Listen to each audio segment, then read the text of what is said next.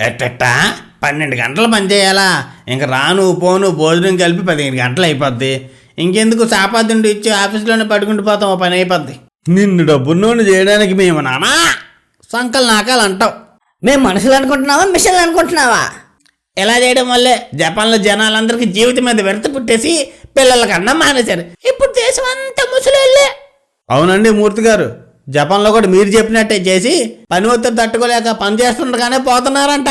ఇక చదువుకున్న వాళ్ళకి ఉద్యోగాల్లోకి ఏడుస్తుంటే నువ్వు ఇంక ఉన్నోళ్ళనే 12 గంటల ఉద్యోగం చేయించేసి ఇంకా నిరుద్యోగం పెంచొద్దయ్యా బాబు.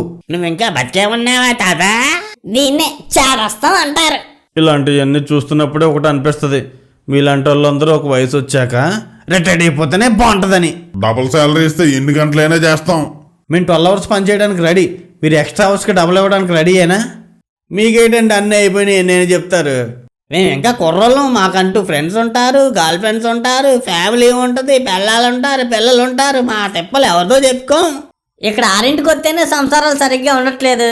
ఇక 9 వరకు అంటే సందుకో సెటప్, గంటకో గెటప్, అబ్బో ఇంక ఫారం లాగే. జాబ్ ఇవ్వకముందు ఏమైనా చేస్తామంటారు, జాబ్ ఇచ్చినాక రూల్స్ మాట్లాడతారు. చైనాలో లాగా 9 to 6 టైప్లో పనిచేయాలి. అంటే రోజు 9 to 9 అలా 6 days అన్నమాట. అప్పుడే ఇండియా డెవలప్ అవుతుంది. సిస్టమ్ కరెక్ట్గా ఉంటే ఎన్ని గంటలైనా పనిచేస్తాం.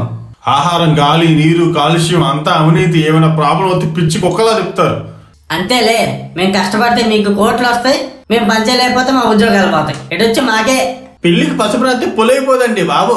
అంతేగా అంతేగా అంతేగా. తాత తీసావుగా మా తాత.